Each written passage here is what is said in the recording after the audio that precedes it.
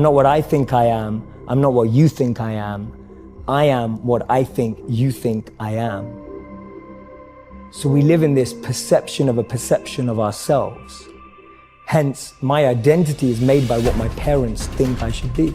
My identity is made up by what my college or university thinks I should achieve. While you're living in that bubble and that echo chamber, getting to what you really want to do is impossible. We bring to our experience our own stereotypes and expectations, and we color the world with our own interpretation. And so it's this notion that our experience of the world is kind of a dance, or kind of like a collaboration between what's coming in and what we're bringing to the table. And so what that tells us is, no, we don't have a direct experience of reality. We don't have an empirical experience of reality. We don't see the world as it is. We see the world as we are. You have to be intentional with what you do, with who you are. The more valid reasons you have to accomplish a dream, the higher the odds are that you will. The first question is your dream really your dream? If your dream isn't really your dream, ain't going to work.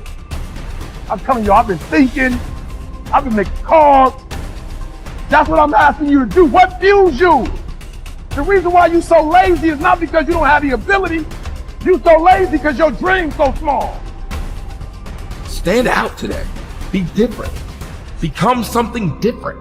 Stop lying to yourself and stand up and become something with worth, something with more than you've ever been. Your goals that you set for yourself, that's your power. Your ambition is your power. Having time is so powerful. You are powerful. Set out what you believe in. Lay out the power you have. Actually, lay out the power that you have always had. Use this, become this, and have this. Your power can take you, put you on your path to your success, to the place where you succeed, where you can become more than just ordinary. Figure out who you are, don't apologize for who you are, and then become even greater than you naturally are at what you are.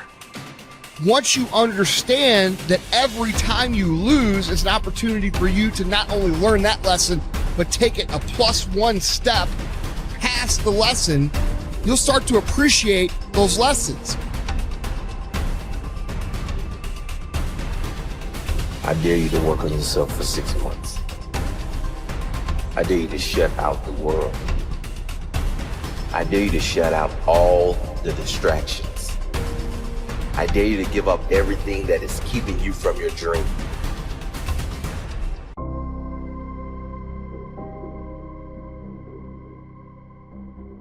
It's been important for me to empower my children, but not only my children, but thousands of young people across the country.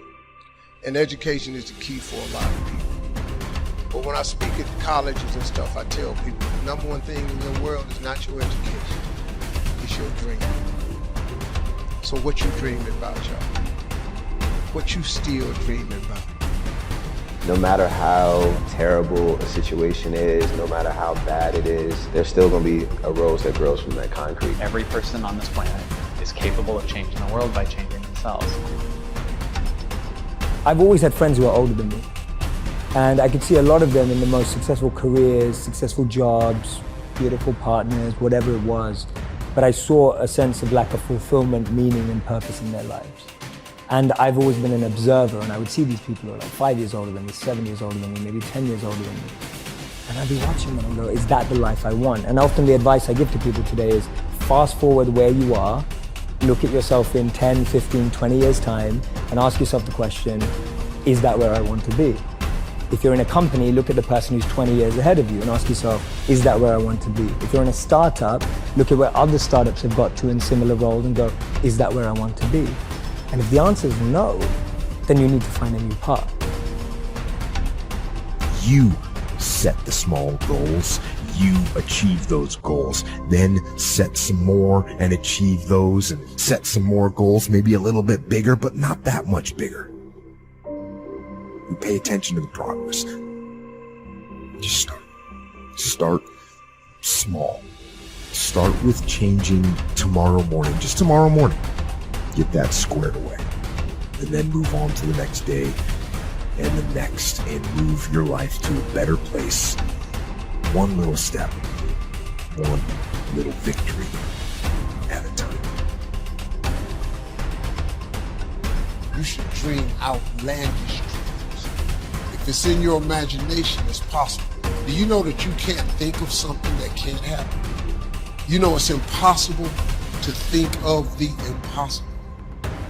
It's not possible. So if you think it, it's possible. And if you live your life in possibilities instead of probabilities, you have a greater chance of finding happiness.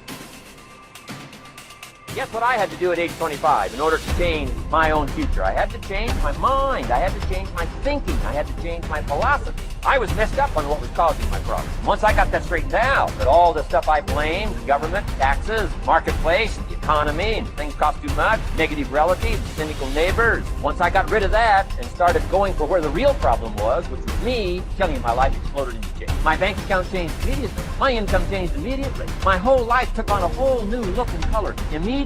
And the early results I got from making these philosophical changes tasted so good, I've never stopped the process in that day.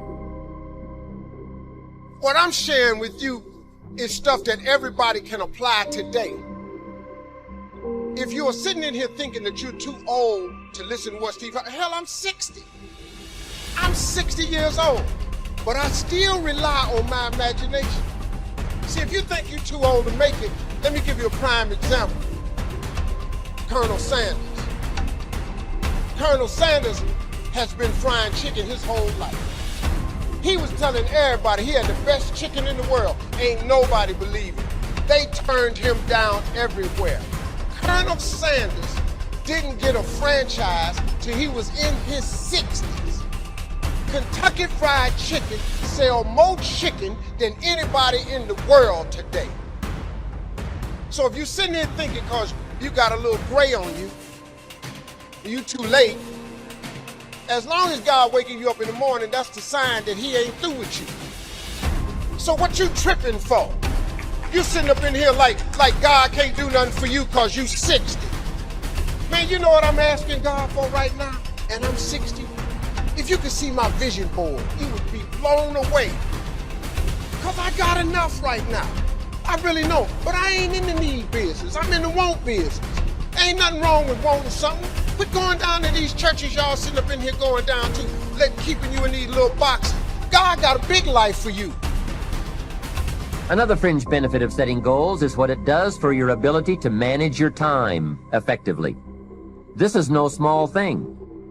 We'll look at time management in detail in a later session, but now, while we're talking about goals, I'd like to share a few ways your use of time are affected by or influence the achievement of your goals. Have you ever thought that without some very clear written goals, you never even need to consider managing your time? Time essentials come from objectives well defined. Time can't be critical if objectives aren't defined. Now you might be one of those uniquely fortunate individuals who can keep all their objectives and purposes clearly defined in their minds and operate from that. But I wouldn't take the chance. Write your goals down and set careful priorities. Sometimes priorities are determined by the season. For a farmer in springtime, the season dictates his most important activities. During the spring, a farmer must work around the clock, burn the midnight oil, and keep the equipment running because he has only this small window of time for the planting of his crops.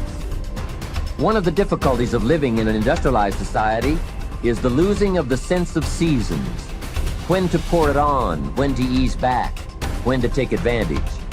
It's easy to keep going from 9 to 5, year in and year out, and lose a natural sense of priorities and appropriate time. Don't let one year just blend into the next.